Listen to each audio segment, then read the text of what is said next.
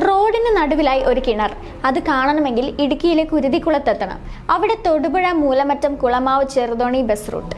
വളഞ്ഞു പൊളഞ്ഞു കിടക്കുന്ന റോഡിന് നടുവിലായാണ് ഈ കിണർ തലയുയർത്തി നിൽക്കുന്നത്. തൊടുപുഴ പുളിയന്മല സംസ്ഥാന പാതയിൽ 12 ഹെയർപിൻ വളവുകൾ ഉള്ളതിൽ 5ാം വളവിലാണ് ഈ കിണർ.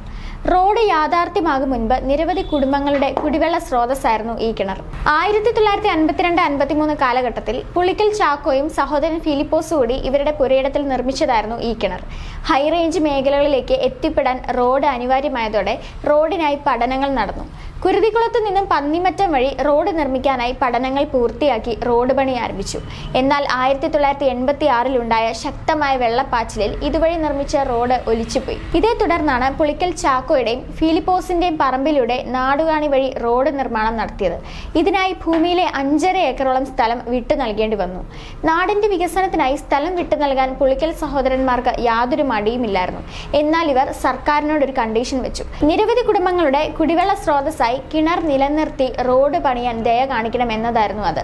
സർക്കാർ ഇവരുടെ കണ്ടീഷൻ അംഗീകരിച്ച് കൊടും വളവിലായി കിണർ നിലനിർത്തിക്കൊണ്ട് തന്നെ റോഡ് നിർമ്മിച്ചു. ആദ്യം റോഡിന് ഒരു വശത്തായിട്ടായിരുന്നു കിണർ നിലനിന്നിരുന്നത്. ഇത് ഭാരമുള്ള വാഹനങ്ങൾ വളഞ്ഞു കയറാനും ഇറങ്ങാനും ബുദ്ധിമുട്ടായിരുന്നു. ആയതിനാൽ കിണറിനെ റോഡിന് നടുവിലാക്കി നിലനിർത്തി ഇരുവശത്തുകൂടി റോഡ് നിർമ്മിച്ചു. പുതുതലമുറ വാഹനങ്ങൾ ഇറങ്ങും മുൻപ് ഇതുവഴി പോകുന്ന ലോഡിംഗ് വാഹനങ്ങളുടെ ഏക ആശ്രയം ഈ കിണറായിരുന്നു.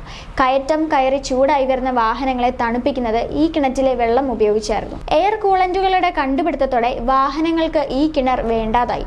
ചെറുതോണി ഡാമിന്റെ നിർമ്മാണം പൂർത്തിയായി വെള്ളം കെട്ടി നിർത്താൻ തുടങ്ങിയതോടെ പരിസരത്തുള്ള വീട്ടുകാർക്കും കിണറ്റിൽ വെള്ളം ലഭിച്ചു തുടങ്ങി. അന്നുവരെ ഇവിടത്തുകാരുടെ ഏക ആശ്രയം ഈ കിണർ മാത്രമായിരുന്നു. കടുത്ത വേനലിൽ പോലും ജലത്താൽ സമൃദ്ധമായിരുന്നു ഈ കിണർ. പുളിക്കൽ ചാക്കോയുടെയും ഫിലിപ്പോസിന്റെയും കഠിനാധ്വാനത്തിന്റെ ഫലം ഇന്നും ഇടുക്കി യാത്രക്കാർക്ക് കുളിരായി നിലകൊള്ളുന്നു.